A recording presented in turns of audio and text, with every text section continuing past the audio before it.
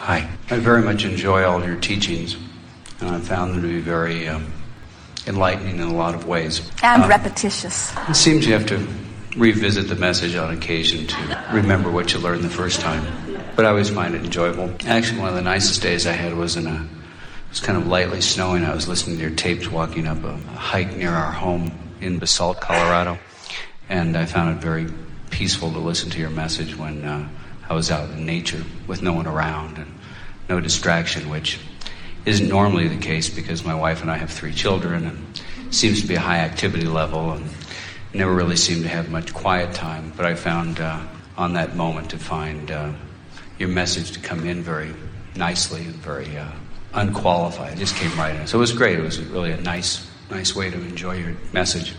Excellent virtual reality, by the way. It was great. It was in other words, you remembered a moment in time that felt really good while it was happening, and as you revisited it, you reactivated it, and it served its purpose within you as powerfully now as it did while you were living it. It's true. It was lightly snowing, and there was no one around. It was really wonderful. We want to give you something that is interesting here. As we do virtual realities with many parents, very often they go to some remote place, and when we say, "And how are you feeling?" their response is peaceful. And we can always tell that they are using their virtual reality to try to fix something. Yes.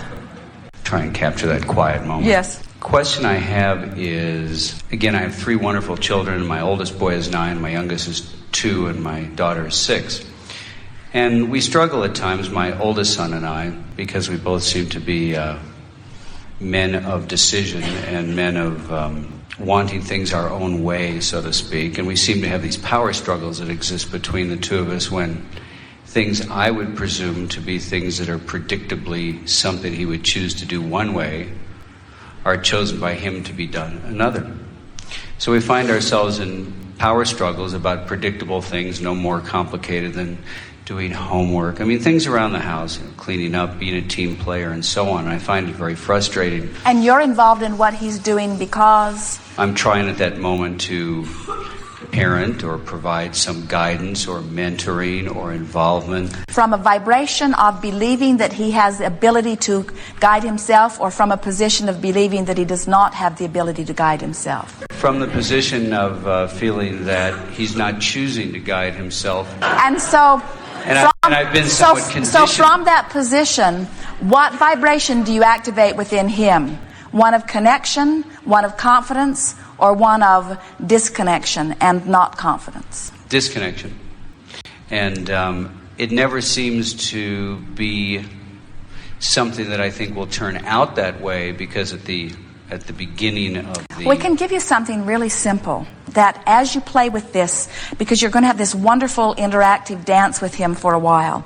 So play with this thought just for a week. It's great fun. Remember that your dominant desire as you interact with him, no matter what he is doing or not doing, is to be a catalyst that connects him to his source. Which means if you have observed him, even though he has endless positive traits, and you are fixated upon one that you deem not positive, so that you have activated within yourself and therefore activated within him one that is not in sync with who he is, stop in the middle of it and realize the power of your influence. Ask yourself, next time you get in one of those headlocks, so to speak, what have I activated within myself about him, and how's it playing out? And then if you can, before you move forward with any word or action, do your very best to activate some other aspect of him within you, and watch how quickly it shifts. Now, often what people say to us under these conditions are, "But Abraham, he activated it in me." In other words, it was his behavior that I observed that caused this activation to begin with. And we say, we don't question that, but it is most likely that if you will try just a little bit, you will be the one that will deliberately activate something else. And if you will let your dominant intention be to activate connecting things in him, which means you've got to activate connecting things within you, you'll be amazed at the way you will begin to dance together. Somebody who's not connected to who they are is hard to play with. Even when you are connected and they're not, there's not much cooperation that takes place, you see. And so if you will say, as a parent, the parenting that I am wanting to achieve is being a catalyst to connect him with who he is, everything will go so much easier, because when he's connected to who he is, he's wiser. When he's connected to who he is, he's in balance. He's intuitive. He's sensitive. He's alert. He's just wiser, you see.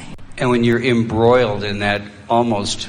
Then write it out. And once you hit the ground from 40,000 feet, then you can make a new decision. In other words, when you're embroiled in it, there's not much that you can do. Right. In other words, so how do you create a reconnection in him? You have to like stop the issue and go to another issue, have him reconnect aside from we what you're involved in? We would do it in separate settings. In other words, we would make lists of his positive aspects, and we would activate his positive aspects within us, so much so that when someone like Abraham says, we're talking about your 9-year-old son, is he cooperative or uncooperative? You would say cooperative. Let's play with that just a little bit here. When you think about this one, you're going to enjoy this. Is he a freedom seeker or someone who complies? Freedom seeker. And from the depths of your being, which would you choose for him? Freedom seeker. Yes. So he is a freedom seeker.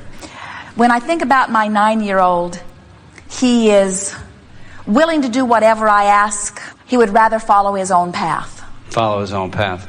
And from the depths of your being, which would you prefer? Depends on what time of the night it is and what I want to have to get done. In other words, when you step back and get the broader view, who do you want him to be? Do you want him to be someone who looks to you every time, or do you want him to be someone who goes his own way, has his own results, gets his own responses, figures out what works for him, and makes his life work? No, I want him to be able to choose by choice the things that will empower him to be more successful in all the areas. And so then we get focused on a task-driven thing, which, is the minutia of it all, as opposed to where it's coming from. But at the heart and I'm not empowering him from where it's coming from, because give us an example. Antagonistic about getting something done. Yes.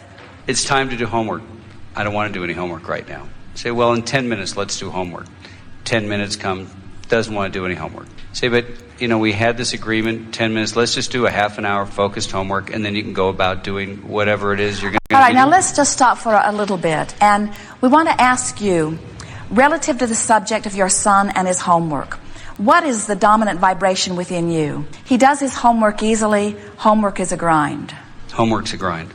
So from that dominant vibration of homework being a grind, you are offering the suggestion, and what do you think the probability of activating homework is easy to do is? 0. And so can you feel that there would be value in you shifting what's your dominant vibration before you even have the discussion with him? Absolutely. And it goes like, I'm looking for a. So let's apply this process that we offered earlier, where you ask yourself a series of questions to which you know the answer, and in which the answer feels good to you as you achieve it. So we'll begin from the place of where we already are. My 9-year-old eagerly accomplishes his tasks efficiently so that he can get on with other things he would like to do. Or my son procrastinates the things that really matters until he gets himself into a crisis situation. Which is the dominant vibration? The second of the two.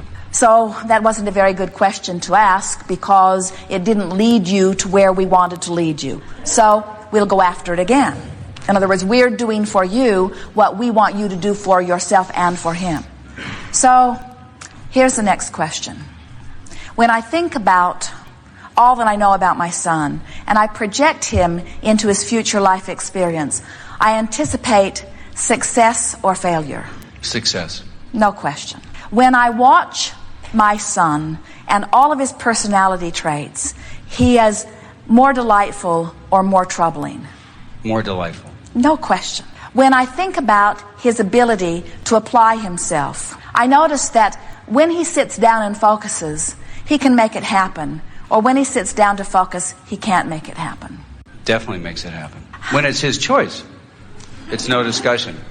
Oh, we're really onto something big here. When I think about my son, I would like to guide him in the timing of all of his choices, or I would like him to choose the timing of his choices. Somewhere in between. If I left it to my son, he would never learn anything. If I left it to my son, he would find his way. He would find his way. And what we think is that when you hammer him, that the implication that is pulsing within you is, you're not smart enough to make the right decision, so I'm going to have to make it for you. Right. Which is the exact opposite of what you really feel, of what you really believe, and about what you want to project to him. Yeah, it seems that I'm focusing on what I don't want to happen, and more of that shows up. Well, it's because it's active in you, you influence it in him, and then the two of you just have that experience together. Now, we know that your life would go better if he would just do what you ask. No doubt about that. It would. Your life always goes better when Dream. people do what you ask. But it's not likely that you can get very many of them to play with you in that way. And so we want to say to you, your life will go better when you find the most positive aspects and make those positive aspects the dominant vibration that you're offering. So, play this game for just a little while. As you think about the brilliance of this one, and he is, and you think about the potential of this one, which is wonderful, and you think about the personality of this one, which is delightful, and you think about the moment of him not doing his homework, which feels awful, you can feel the discord in that. So as you begin practicing the thoughts that just make your heart sing, not with any ulterior motive, but just in a sort of virtual reality sense, what will begin to happen is you will activate, by your own deliberate intent, a vibration within you that sends a message to your son that goes like this. I think you are wonderful and your life is going to be great. I think you are wonderful and I love having you in my life. In other words, you begin to activate a vibration that we can feel is in there somewhere. In other words, we feel even that it's the dominant vibration. It's just not the most active vibration right now. And so, instead of using the word dominant vibration, let's begin using the word, what is the most often activated vibration? Now, it turns out that it's really the same thing, except that your desire to feel good about him and the way you're actually feeling are sometimes not the same thing. So how you really want to feel about him, we want to call the dominant vibration, while the way you really are feeling about him when he's not willing to do his homework is the most activated vibration. And we want you to let him show you that you can achieve a vibration and make it the activated vibration within you no matter what he's doing. And once you do that, you will activate within him something that will be more in harmony with who you all are. We don't think that he doesn't want to do his homework. We just think that he wants to choose the timing of it. Now, it's almost like this. Pretend that you've just eaten a meal, and then you go visit someone who thought you were coming to eat with them. And even though the timing's all off for you, you're still expected to sit down and eat this meal. So you attempt it, but your heart's really not in it because you don't have any real hunger. But this person has put so much thought into this meal. They really, they know it's good for you. They've worked all day on it. They really want you to eat it. And so you attempt it, even though your heart's really not in it. And then, after you've sort of forced yourself, you're at this place of real discomfort, then they bring out more food still. And you say, well, under some conditions, I really would have liked to have had this experience with you. It's just the timing is sort of off. Now, like all analogies, this one is not a perfect one, but there are cycles within everyone's experience. Jerry and Esther, as they watch their chickens, there is a time of day that they like to have their dirt bath. And there's a time of day that they like to go sit on the nest. And there's a time of day that they like to go out and pick for all of the little bugs in the grass. And there's a time of day that they like to get on to the roost. And there's a time of day that they like to just go lay in the shade and not do anything. In other words, they have these rhythms. And all of you, very much like these chickens, have these rhythms. There are times when you want to focus upon specific subjects. There are times when you sort of want to just kick back. And your son, all of you, develop these rhythms. You discover this as your sleep patterns are different. And as you come into a society where you want to socialize one another so that you can perform with one another, sometimes you get crossways of some of these rhythms. And so what we are really wanting you to begin to do is to give, just for a week, it will free you. It is our promise. Give your son the benefit of the doubt on the rhythms of his own life. Say to him, I want you to do your homework. because I have all of these futuristic plans for your joyful success.